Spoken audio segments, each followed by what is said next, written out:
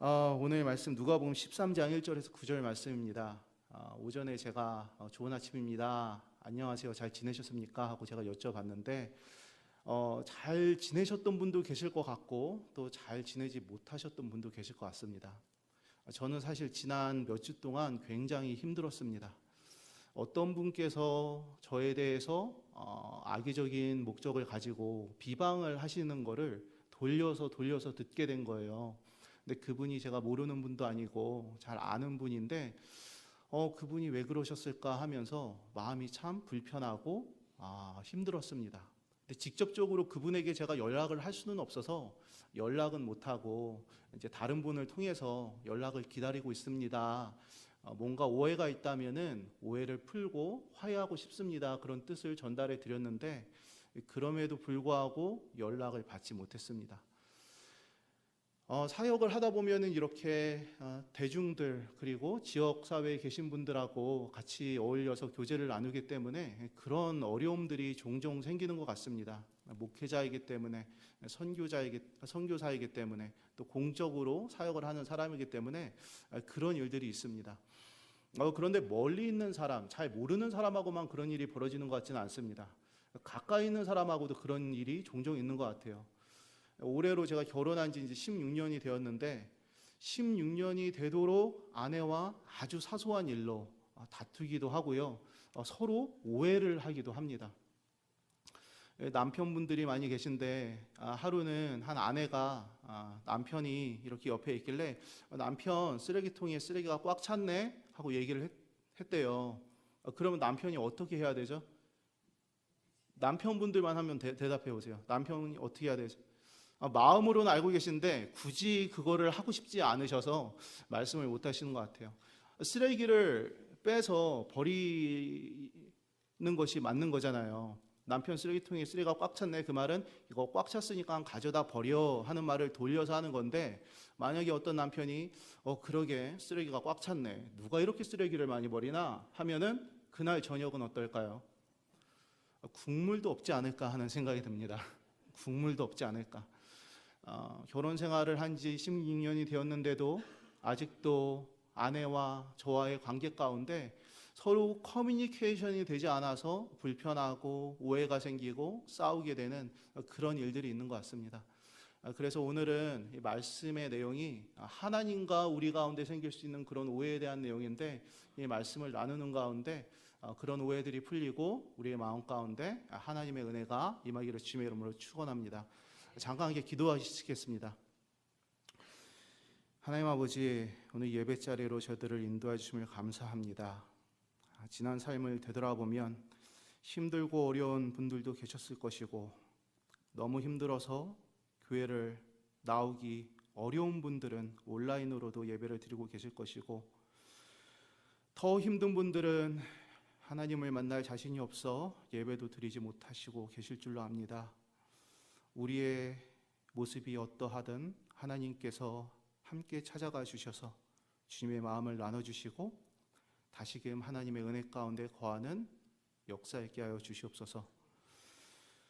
이곳으로 우리를 부르신 하나님께 감사드리며 우리 주 예수 그리스도 이름으로 기도드립니다. 아멘. 누가복음 13장 1절에서 9절 보면은 바로 그때에 몇몇 사람이 와서 예수님께 어떤 말씀을 했다고 합니다. 바로 그때가 어떤 때냐면 이미 예수님께서 사역을 활발하게 이렇게 이어가고 있던 그런 때였습니다. Is there anyone who does not understand Korean? Who only is translating here? At this moment, or is there anyone who needs English translating? No? Okay, you guys will understand English. Okay, that's good. Korean. 이제 교회의 사역을 하다 보면은 사실 가장 소외된 분들이 이제 장애인들이나 아니면은 이렇게 숫자가 적은 그런 어떤 그룹들이 소외를 많이 당하게 되는 것 같아요. 그래서 혹시 저는 오늘 또 영어를 막 편하신 분들이 있을지도 모르는데 예배 가운데 소외되면은 마음이 조금 편치 않아서 이렇게 여쭤봤습니다. 바로 그때는 예수님께서 이미 사역을 활발히 하시던 때였습니다. 많은 사람들이 예수님을 알고 예수님을 따르던 그때에 예수님께서 이제 말씀을 하시고 어떤 일들을 행하시는데 사람들이 오해를 하는 것입니다. 누가복음 16장에 보면 예수님께서 기도를 가르쳐 주세요. 우리들이 잘 알고 있는 주기도를 가르쳐 주시면서 이제 하나님 아버지에 대한 그런 어떤 말씀을 이렇게 나누십니다. 그런데 그러는 가운데 예수님께서 어떤 병자를 고치셨어요. 그랬더니 그곳에 있던 사람들이 예수님께 이런 능력이 있는 것은 하나님께로부터 온 것이 아니고 바알세불로부터 온 것이다라고 오해를 합니다. 그리고 예수님을 막 공격을 해요. 예수님께서 그렇지 않다라고 이제 말씀을 하시고, 또 12장에 보면은 어떤 사람이 예수님께 와서 예수님, 저희 부모님이 돌아가셔서 유산을 남기셨는데 제 형이 그 유산을 모두 가로채려고 합니다. 예수님께서 그 형에게 말씀을 좀 잘 해주셔서 이렇게 분배가 될 수 있도록 해주십시오. 이런 얘기를 해요. 그때 예수님께서 너는 내가 이곳에 재판장으로 왔는 줄 아느냐? 난 너희들 재산을 분배하고 가르는 그런 사람으로 온 게 아니다 하면서 너희는 나를 오해하였도다 라면서 예수님께서 쭉 말씀을 하십니다. 사람들이 계속 오해를 하는 거예요. 예수님의 존재에 대해서도. 이분이 하나님일 리가 없어. 하나님의 아들 리도 없고 하나님의 사람일 리도 없어. 이 사람은 바알세불의 종일 거야 라는 그런 오해들을 합니다. 예수님께서는 계속 아니라고 말씀을 하시면서 아버지가 어떤 존재인지 하나님이 어떤 존재인지에서 계속 말씀을 하십니다. 그러다가 예수님께서 이제 바리새인들에게 화 있을진저 율법학자들에게 화 있을진저 너희들이 잘못 가르쳤다는 것이죠. 너희들이 하나님을 오해하도록 가르치고 선생이라는 너희들이 하나님에 대해서 잘못 가르쳤기 때문에 이 수많은 사람들이 그렇게 하나님을 오해하고 나를 오해하는 것이 아니냐 하면서 예수님께서 불같이 화를 내시는 장면이 11장, 12장에 이렇게 기록되어 있습니다. 그렇게 혼나는 상황 가운데 예수님께 책망을 듣는 상황 가운데 두어 사람이 찾아온 것입니다. 이제 이분도 계속 예수님께 책망을 들으니까 우리가 이렇게 잘못했구나, 우리가 이렇게 죄인이구나 하면서 예수님께 찾아온 거죠. 그래서 하는 얘기가 예수님, 빌라도가 갈릴리 사람들을 학살해서 그의 피를 그들이 바치려던 희생제물에 섞었다는 사실을 예수님 아시죠? 하고 예수님께 말씀드린 것입니다. 빌라도라는 총독이 있는데 그 총독이 유대 지방을 다스리던 그 사람이 갈릴리에 있는 사람들을 죽였대요. 몇 명이 죽였는지는 나오지 않았는데 여러 성경들을 보면 학살했다고 나옵니다. 그러니까 꽤 많은 숫자의 사람들이 빌라도에 의해서 죽임을 당했던 것 같습니다. 근데 그들이 예수님께 이거를 물었던 의도는 그렇게 그분들이 죽임을 당했다면 그 갈릴리 사람들이 그렇게 죽임을 당하고 그들의 피가 희생제물과 섞일 정도로 그렇게 처참하게 모욕을 당했다면 분명히 그들은 우리들이 알지 못하는 어떤 큰 죄를 지었기 때문에 그들이 그렇게 고통을 당하는 것이죠. 예수님, 힘들어서 그렇게 힘든 어떤 우리가 알지 못하는 죄를 지었기 때문에 그렇게 힘든 일들을 당하는 것이죠 하고 예수님께 물었던 것입니다. 근데 예수님께서 이렇게 말씀하십니다. 이 갈릴리 사람들이 이런 변을 당했다고 해서 다른 모든 갈릴리 사람들보다 더 큰 죄인이라고 생각하느냐? 아니라는 거죠. 더 큰 죄인이 아니라는 거예요. 그들이 더 큰 죄를 지어서 그런 어려움을 당하는 것이 아니라는 것입니다. 그런데 그때의 사람들은 그렇게 생각을 했었던 것 같습니다. 이 두어 사람이 예수님께서 와서 이런 얘기를 할 때 제자들도 말리지 않았어요. 당신 지금 무슨 얘기하는 거예요? 빌라도가 잘못한 거잖아요. 빌라도가 우리 유대인들을 지금 핍박하고 학살하는 거 아닙니까? 도대체 무슨 그런 질문이 있습니까? 하면서 아무도 제지하지 않았습니다. 그 사람들조차도 그 주변에 있었던 수천 명의 사람들조차도 이 사람들의 생각에 동의를 했다는 거죠. 어느 정도 암묵적으로. 그런데 이러한 동의가 그때만 있는 것이 아닙니다. 2000년이 지난 지금도 하나님께서는 분명히 이 천지 만물을 창조하시고 주관을 하시고 다스리시는데 누군가가 엄청난 고난을 당하고 고통을 당하고 죽임을 당하고 학살을 당한다면 그것은 하나님의 큰 뜻 가운데 이루어지는 일일 거야 라고 그렇게 단편적으로만 생각하는 경우들이 아직까지도 있습니다. 얼마 전에 창조과학회라는 곳에서 한 강사가 와서 여러 캐롤라이나 지역을 돌아다니면서 순회 강연을 했다고 합니다. 하나님께서 세상을 어떻게 창조하시고 지금도 어떻게 다스리시는지. 근데 그 내용 중에 이런 내용이 있었대요. 여러분들, 예수님을 누가 십자가에 못 박으셨죠? 유대인들이 못 박았죠? 그 유대인들이 지금 하나님을 믿고 있나요? 예수 그리스도를 구세주로 믿고 있나요? 아닙니다. 그들은 아직도 하나님에게서 떠나 있고 예수님을 우리 주님으로 섬기지 못하고 있습니다. 하나님께서는 히틀러라는 사람을 사용해서 600만 명이 되는 유대인들을 심판하신 것입니다. 하나님을 잘 믿으셔야 됩니다. 그렇지 않으면 여러분도 저주받고 하나님께 심판을 받습니다. 이렇게 얘기를 했다고 합니다. 그 강연을 들은 친구 중에 한 명이 저에게 찾아와서 그 얘기를 듣는데 너무 마음이 힘들고 불편해서 더 이상 귀를 닫고 그 얘기를 듣지 않았다고 합니다. 그리고 전도사님, 정말 하나님이 그런 하나님이십니까? 하나님이 우주 만물을 다스리고 통치를 하시는데 정말로 히틀러라는 사람을 사용해서 600만 명이나 되는 유대인들을 심판하신 것입니까?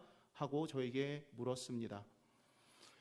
2000년이 지난 지금도 빌라도가 유대인들을 학살을 한 그것을 빌라도의 책임이 아닌 죽임당한 그 아무런 죄가 없는 사람들로 책임을 돌리고 그 모든 일이 일어난 일의 배후를 하나님으로 지목을 하는 그런 일들이 지금까지도 이어지고 있는 것입니다. 하나님을 오해하는 것이죠. 하나님을 오해하는 것입니다. 그래서 예수님이 아니라고 말씀하시는 거예요. 아니다.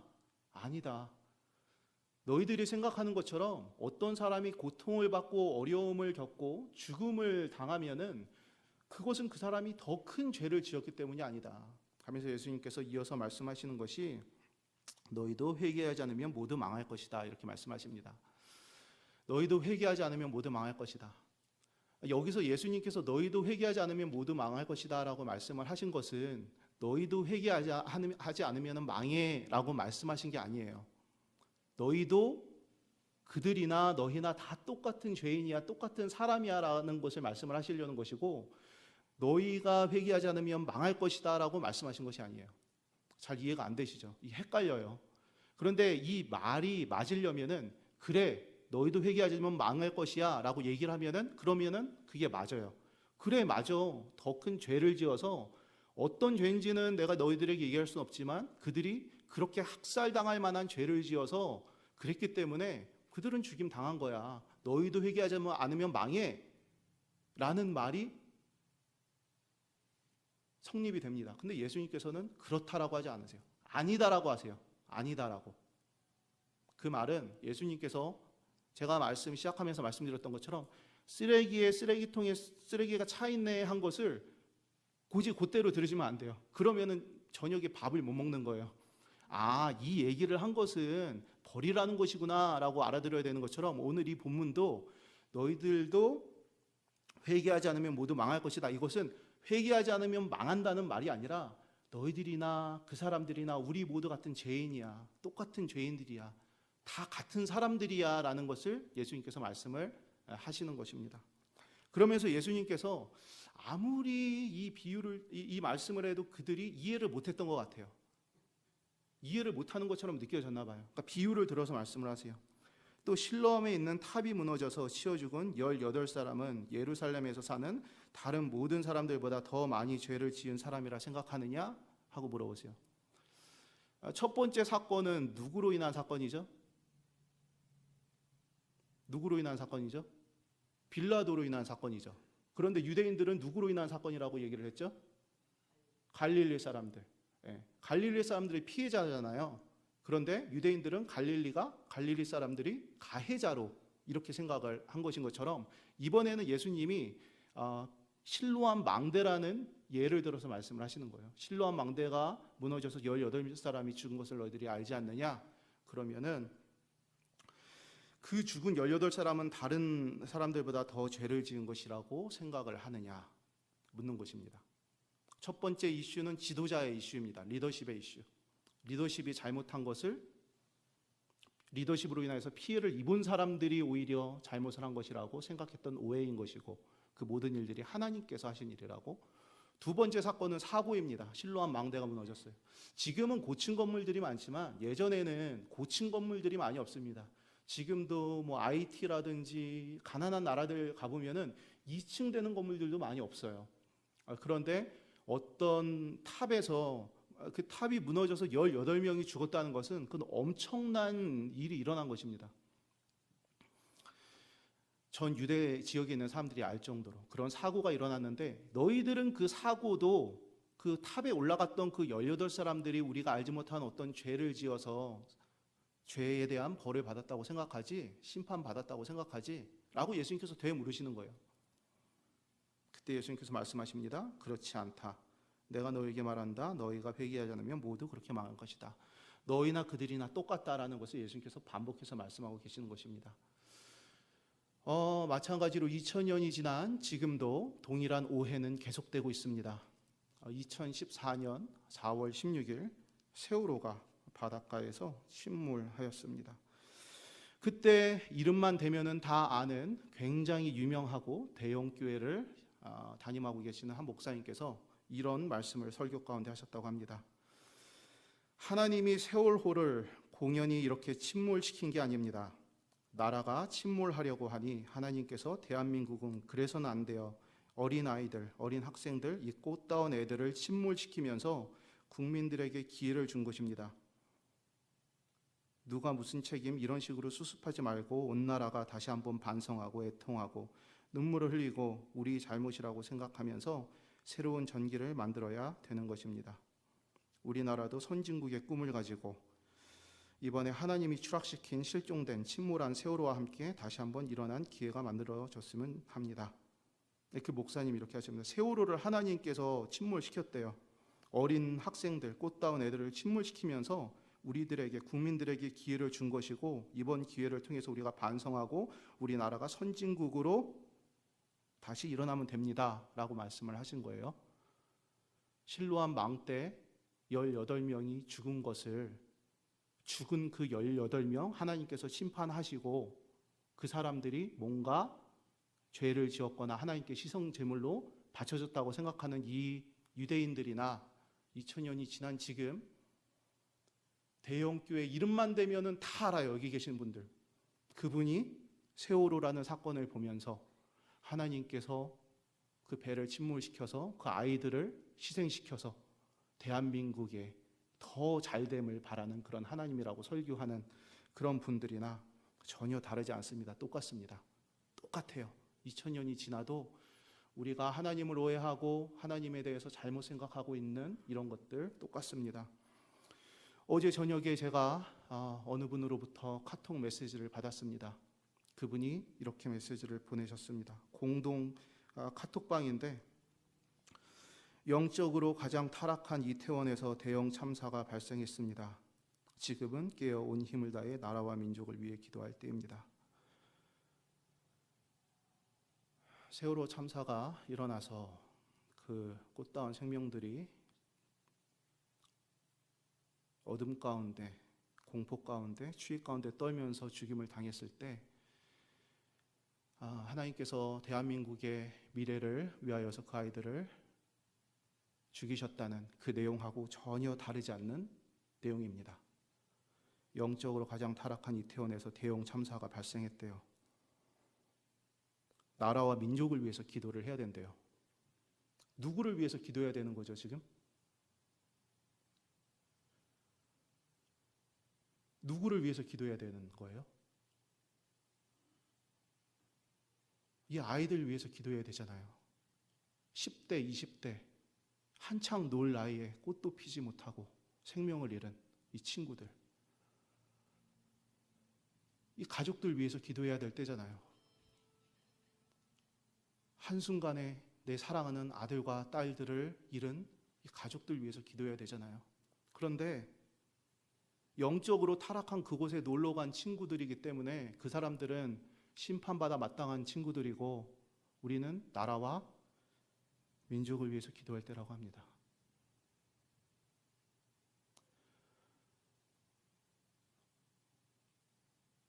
잠을 이루지 못했습니다.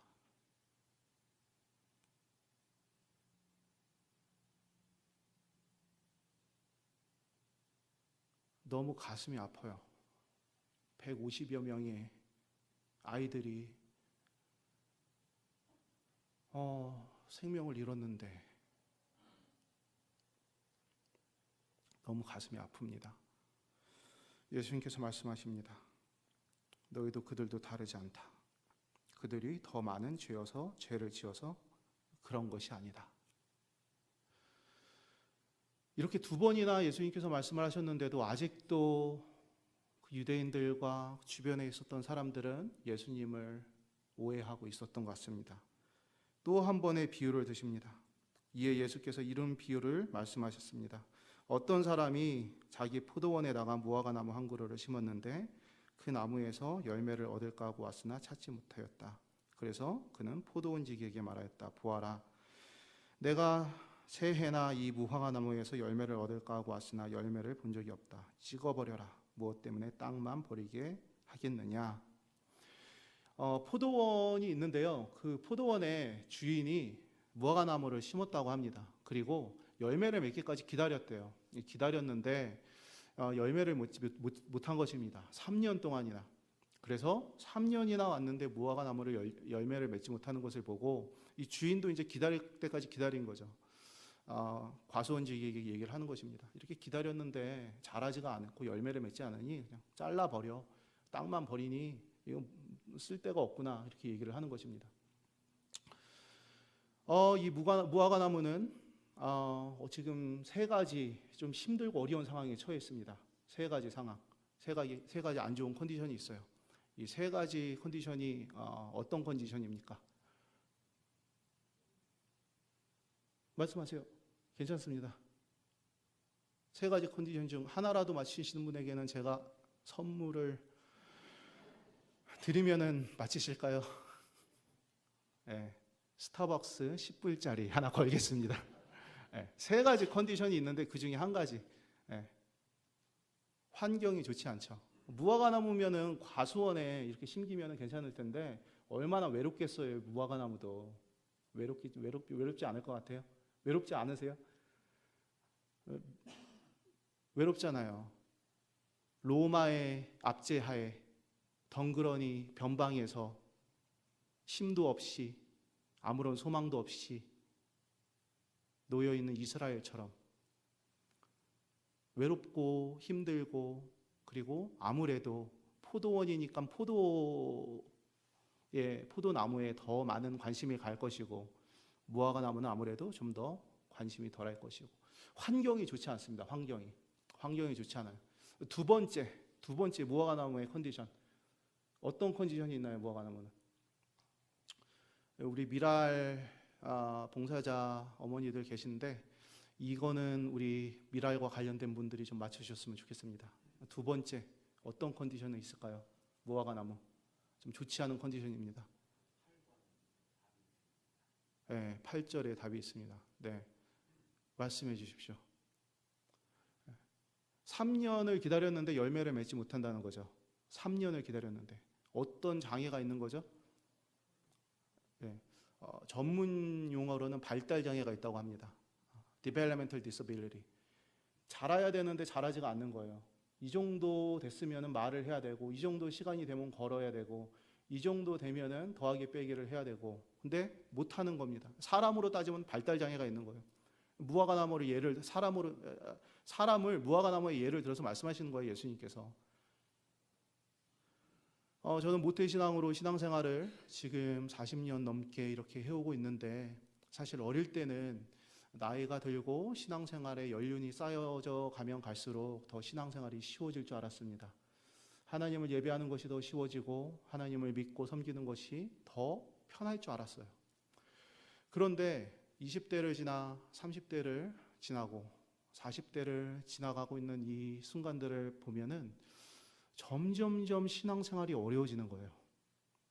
목사인데도 직업적으로 성경을 봐야 되고 기도를 해야 되고 사람들을 섬길 수밖에 없는 그런 상황인데도 하나님을 믿는 믿음이 흔들리고 하나님 안에서 바로 서지 못하고 넘어지고 쓰러지는 제 모습들을 바라보고 오히려 이 나이가 됐는데도 이 포지션으로 이제 올라왔는데도 왜 나는 더 하나님을 사랑하지 못하고 더 하나님을 신뢰하지 못하고 더 이렇게 시험 들고 넘어질까?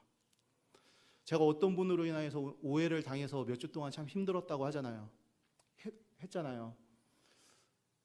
왜 이런 일들이 생겼을 때 그냥 넘어가지 못할까? 이 정도면은 목사인데 이 정도로 수십 년을 신앙생활 했으면 이 정도는 그냥 하나님께 믿고 맡기고 지나갈 수 있는 일인데 이렇게 속도 좁게 쪼잔하게 믿음도 없이 도대체 이게 무엇인가? 신앙이 자라지 않는 것입니다. 발달장애가 있는 거예요. 무화과 나무는 신체적으로도 육적으로도 자라지 않고 또 우리들이 신앙적으로 영적으로 정서적으로 자라지 않고 이런 모습들이 무화과 나무 가운데 있는 것입니다. 무화과 나무는 환경이 좋지 않았습니다. 그가 처한 환경이 좋지 않았어요. 두 번째로 그 스스로가 가진 어떤 장애가 있었습니다. 자라지 않는 발달장애가. 근데 결정적으로 가장 어려운 부분이 그에게는 또 한 가지 있었습니다. 그가 처한 환경, 그 마지막 환경은 무엇일까요? 그 마지막 환경은 무엇일까요? 스타벅스 10불짜리 카드가 기다리고 있습니다. 이 무화과 나무를 심은 주인의 마음이죠. 주인이 잘라버리래요. 3년 됐으니까, 이제 3년 됐으니까 오래 기다렸다. 잘라버려라. 더 이상 소망이 없다. 땅만 버린다 하고 잘라버리라고 합니다. 만약에 주인이 이 무화과 나무를 보호해줬다면, 조금 더 관심을 주고 시간을 주고 기다렸다면 이 무화과 나무는 4년째는 열매 맺을 수 있을지도 모르잖아요. 하지만 그에게는 그를 지켜줄 아무도 없었던 것입니다. 그러자 포도원지기가 그에게 이렇게 말했다고 합니다. 주인님, 올해만 그냥 두십시오. 그동안 내가 그 둘레를 파고 거름을 주겠습니다. 그렇게 하면 다음 철에 열매를 맺을지도 모릅니다. 그때 포도원지기가 나타납니다. 자신의 그 직분에서 포지션에서 사실 어려움을 당할 수 있음에도 불구하고 주인에게 지금 주인의 말을 거슬러 올라가는 것이죠. 주인은 이제 이 정도 했으면 그만두라는데 이 과수원지기가 자기가 책임을 지고 시간을 달라는 것입니다. 그리고 그 둘레를 파고 걸음을 준다는 것입니다. 미랄 선교단에서 발달장애인 친구들과 사역을 하다 보면은 하나님께서 주시는 은혜들이 참 많습니다. 발달이 더뎌서 힘든 상황에 있음에도 불구하고 아이들이 이렇게 성장하는 모습들을 이렇게 발견을 하고 그 가운데 큰 보람을 얻기도 합니다. 오늘 함께 예배드리시는 분들 가운데 우리 노아 어머니 아버지도 계신데 노아가 지금은 미랄에서 봉사자로 섬깁니다. 그냥 보면은 발달 장애인이라고는 생각할 수 없을 정도로 너무나도 아름답게 멋있게 성장을 했습니다. 그 노아에게 있었던 것, 이 무화과 나무에게 없었던 것인데 이 노아에게는 이것이 있었습니다. 첫 번째, 가장 중요한, 그를 끝까지 포기하지 않고 기다려주고 기회를 주고 사랑해 주었던 가족들이 있었습니다. 가족들. 그 가족들이 노아의 삶에 힘들고 어려운 부분이 있으면 학교에 찾아가서 선생님들과 대화를 하고 병원에 가서 얘기를 하고 또 교회에서 함께 기도를 하면서 그 둘레를 판 거예요. 노아의 둘레를 아무런 장애물 없이 깨끗하게 파고 그리고 이 아이가 잘 자랄 수 있도록 어티즘 어소시에이션에 찾아가고 채플힐로 가고 좋은 의사가 있다면 의사들을 만나러 다니면서 걸음을 준 것입니다. 그랬더니 이 아이가 말을 못하던 아이가 말을 하게 되고 대소변을 가리지 못했던 아이가 대소변을 가리게 되고 그런 놀라운 역사들이 일어났던 것입니다. 미랄에 나오는 친구들 중에 15살이 된 티네이저가 한 명 있습니다. 그 친구는 말을 하지를 못해요. 그리고 덩치는 이만큼 큰데 굉장히 어그레시브하고 폭력성이 있습니다. 그래서 가족들을 때리고 집안에 있는 물건들을 다 부수고 그리고 또 미랄에 와서도 봉사자들에게 폭력을 행해서 이 친구가 너무 힘이 세기 때문에 성인 남성 두세 명이 들러붙어야지 겨우 진정을 지킬 정도로 그런 친구입니다. 그래서 이 친구를 돌보기 위해서 필요한 도구가 있는데 이거를 실제로 사용을 합니다. 헬멧으로 얼굴을 가격당하거나 이렇게 맞는 경우가 있어서 지지난주에는 이 친구를 앞에서 한 사람이 손으로 붙잡고 뒤에서 몸을 잡았는데 머리로 가격을 한 거예요. 그래서 앞에 있는 친구는 인중을 맞아서 조금 많이 아팠고 뒤에 있는 친구는 입술이 찢어지는 이제 그런 일이 있었습니다.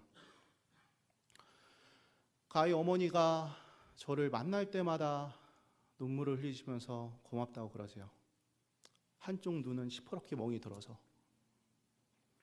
아이를 컨트롤할 수가 없는 거예요. 그 힘을 감당을 하지 못하는 것입니다. 집에는 얘 방에는 벽들이 다 뚫려 있고 천장에는 전구를 갈지를 못합니다. 이게 다 깨서 파편이 튀기니까. 그렇게 힘든 아이들이 있습니다. 그렇게 힘든 아이들. 학교에서도 받아주지 않습니다. 특수교사 두세 명이 교실에 6명에서 10명가량의 발달장애인들을 보는데 그 중에서 이렇게 어그레시브한 친구가 한 명 있으면은 선생님이 감당을 못합니다. 아무리 심한 약을 먹여도 컴다운이 되지 않습니다. 정신병원에도 보내봤는데 병원에서는 이 친구를 억압하고 감금하고 너무 센 약을 먹여서 아예 정신을 잃을 정도의 그런 상태를 만듭니다. 가족의 입장에서는 너무 마음이 아프고 힘들어서 이 아이를 다시 병원에서 데리고 와서 집에 있습니다. 이 어머니가 운전을 하시면은 뒤에서 주먹으로 계속 쳐요. 같이 한번 레스토랑에 가서 점심을 제가 대접해드린 적이 있는데 엄마를 때리고 저를 때리고 심지어는 저에게 침을 뱉습니다. 그리고 옷을 벗고 엄마 옷을 막 들어 올리고 도저히 그곳에는 있을 수가 없어서 야외로 이렇게 나가서 사람들이 없는 안전한 곳에 가서 대화를 나눴습니다. 어머니는 연신 눈물을 흘리십니다. 그때 예수님께서 이렇게 말씀하시는 것입니다. 주인님, 올해만 그냥 두십시오. 그동안 내가 그 둘레를 파고 걸음을 주겠습니다. 그렇게 하면 다음 철에 열매를 맺을지도 모르겠습니다. 학교에서도 포기하고 그래서 이 학교 저 학교 또 프라이빗 스쿨을 옮겨 다니며 어디서나 내 아들을 받아줄 곳이 없는지 찾아 헤매고 더 이상 아이의 성장에 가능성이 없어 보이고 아무도 아이를 맡으려고 하지 않고 경제성이 없고 효율성이 없고 가정에서는 더 이상 지쳐서 이 아이를 어떻게 해야 될지 모르겠고 이런 가운데 예수님께서 말씀하시는 것입니다. 조금 더 시간을 주십시오. 조금 더 기회를 주십시오. 제가 책임지고 이 아이를 보호하겠습니다. 이 환경을 제가 정리하겠습니다. 조금만 더 기다려주세요. 그에게 필요한 걸음을 주고 양분을 줘서 건강하게 잘 자라 열매를 맺을 수 있도록 제가 해보겠습니다. 제가 책임지겠습니다. 그게 우리를 향한 아버지의 마음입니다. 이민을 와서 한국 사람들이 많은 LA나 뉴욕이나 가까이 있는 아틀란타라는 그런 환경에서 언어적인 어려움 없이 살 수 있으면 더 좋았겠지만 우리들은 대부분 언어 장애로 청각 장애인으로 그렇게 이렇게 마치 포도원에 덩그러니 누워진 무화과 나무처럼 그렇게 살아가고 있습니다. 신앙적으로도 또 정서적으로도 또 신체적으로도 자라지 않고 점점 퇴화해 가는 것처럼 열매를 맺지 못하는 그런 삶을 우리 스스로에게서 발견을 합니다. 세상에서는 이제 그만하면 됐지. 그 정도면 됐어. 잘라버려. 포기해. 라는 소리를 학교에서나 직장에서나 심지어는 가정에서도 듣곤 하지만 선하신 하나님께서는 내가 기다려줄게.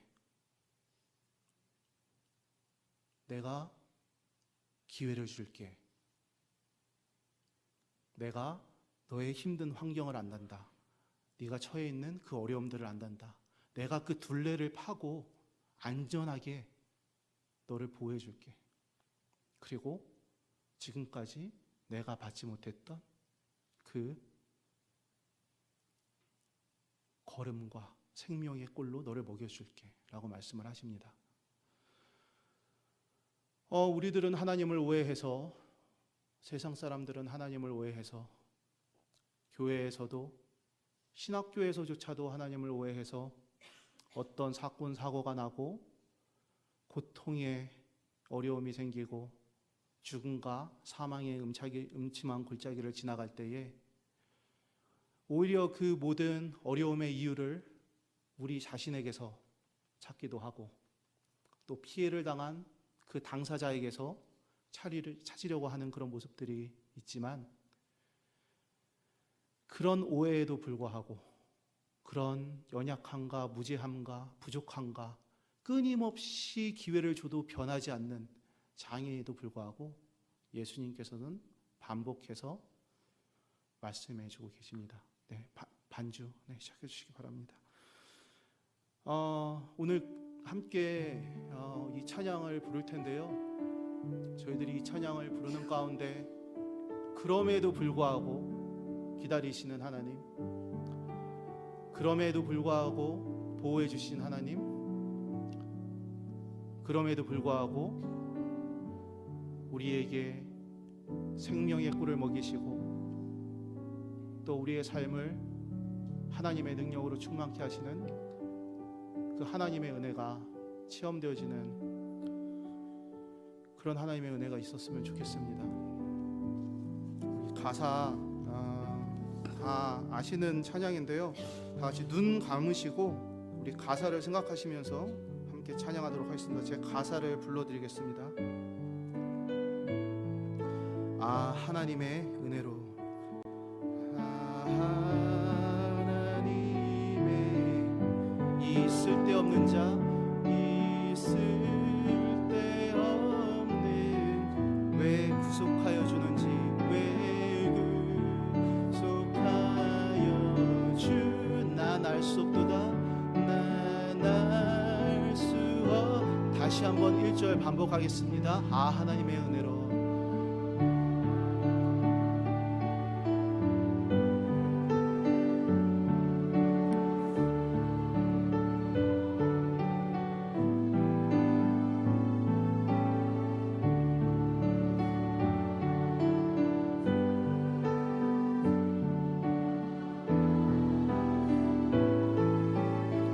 내가 믿고 또 의지하며 내 모든 형편 아시는 주님, 늘 돌보아 주실 것을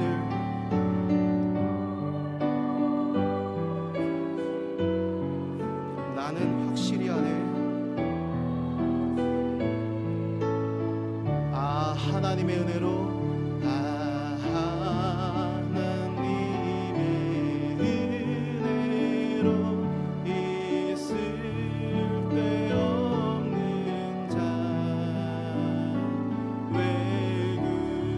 속하여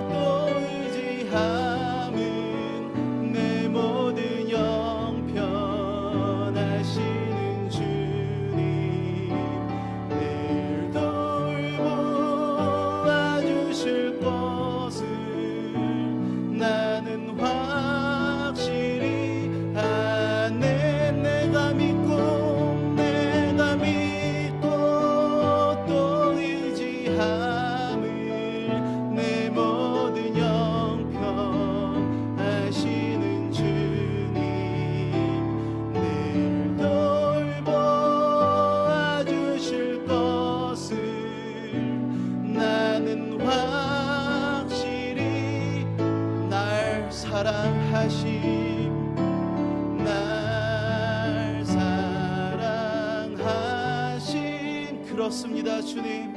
날 사랑하심.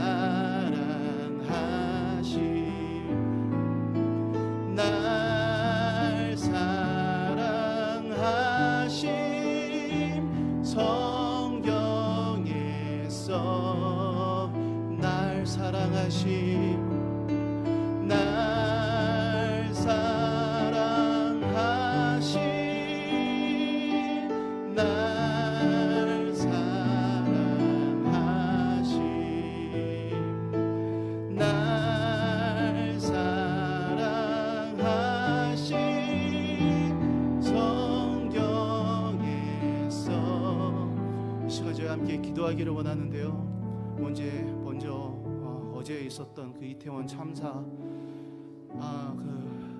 그 150여 명의 그분들, 그리고 그 가족들, 그들을 사랑하는 모든 이들 상심 가운데 하나님의 위로가 함께 있기를, 하나님 안에서 새로운 소망을 찾기를 함께 기도해 주시기 바랍니다. 또한 우리의 연약함에도, 우리의 발달 장애에도, 우리의 오해에도 불구하고 우리를 끝까지 포기하지 않고 사랑해 주시며 또 우리를 책임져 주시기로 약속하신 그 하나님께 감사하며 또 하나님을 예배하는 마음으로 기도 한번 드리도록 하겠습니다. 기도하시겠습니다.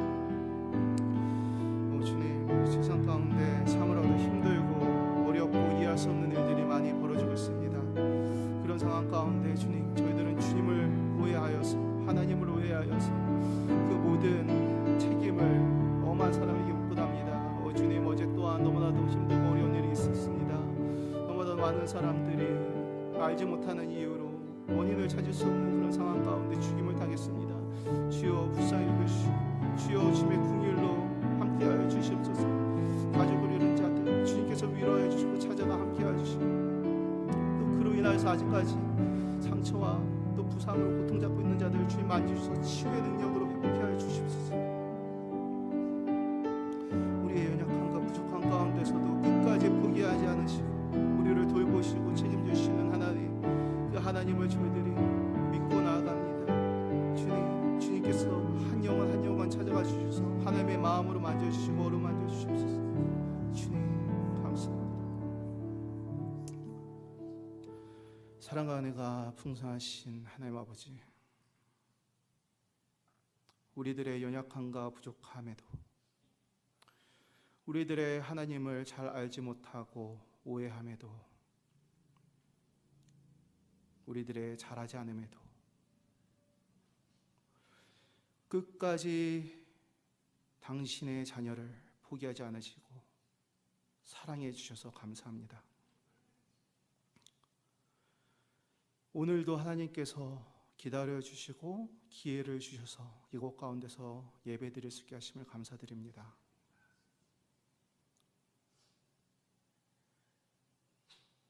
오늘도 우리의 어려운 환경을 아시고 우리의 형편을 아시어 우리가 보지 못하는 상황 가운데서도, 우리가 이해할 수 없는 그런 상황 속에서도 하나님께서 이미 우리의 주변을 깔끔히 정리해 주고 계심을 믿습니다. 그렇게 우리를 보호해 주심을 감사합니다. 날마다 하나님의 말씀으로 꼴을 먹여주시고 세상에서는 다, 그리고 내 자신 스스로조차도 나에게 더 이상 소망을 두지 않고 낙심하며 실망하는 그때에도 하늘의 꼴을 먹여주시고 그렇게 주 예수 그리스도의 형상으로 날마다 우리를 빚어주시옵소서. 그렇게 이 세상 가운데 충만한 열매를 맺고 하나님의 영광으로 주님의 나라, 우리의 삶과 우리 이웃들의 삶과 우리가 섬기는 교회와 이 샬롯 땅과 이 열방 가운데 아름답게 임하기를 기대합니다. 그렇게 행하실 주님을 소망하며 우리를 구원하시고 우리를 죽기까지 사랑하시는 살아계신 우리 주 예수 그리스도 이름으로 축복하며 기도드립니다. 아멘.